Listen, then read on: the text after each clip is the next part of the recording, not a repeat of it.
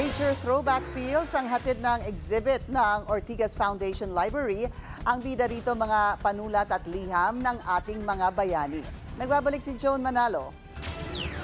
Sa panahon ng AI at teknolohiya, di natin maikakaila na mayroon pa ring mga fan ng vintage na gamit. Tulad na lang ng mga ballpen na ito na akala mo'y ginamit ni Rizal o ni Lola noong uso pa ang handwritten love letters. Pero alam niyo ba, hindi lang ito basta ballpen. Ito ay pamana. At dito sa Ortigas Foundation Library, makikita ang mga panulat na saksi sa mga salitang humibla ng kasaysayan. Mga quill, tip nibs, fountain pens at typewriters. Ito ang bida sa pamana ng panulat, ang mga pluma ni na lolo't lola. Isang vintage pen exhibit na hindi lang nagbibigay nostalgia, kundi nagpapaalala na bawat tinta ng pluma ay may kwento at alaalang kasama. Makikita sa exhibit yung iba't ibang disenyo ng fountain pen mula 1890s, so ganun katanda, hanggang 1970s. So makikita natin yung mga gandang fountain pen na buhay pa rin at sumusulat hanggang ngayon.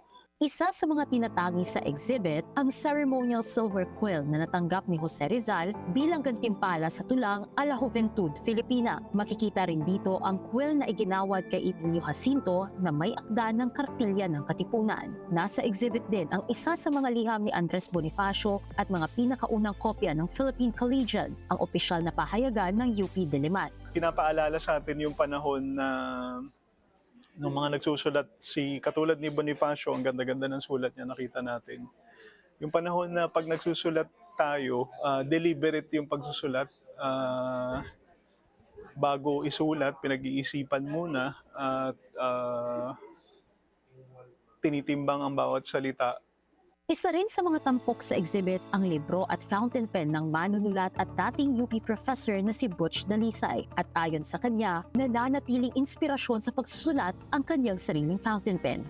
Ibinabalik tayo ng mga gamit na ito sa isang panahon na mas personal ang pagsusulat at pinag-iisipan ang pagsusulat. Hindi lang para sa mga lolo't lola ang exhibit na ito dahil para kay Ima Frias Fua, relatable pa rin ang vintage pens dahil nauuso ngayon ang journaling. Kahit nasa digital world na tayo, ang vintage pens ay paalala ng kahapon. Kaakibat nito ang diwa, damdamin at pamana na hindi naglaho sa paglipas ng panahon. Para sa Agenda, Joan Manalo, Billionario News Channel.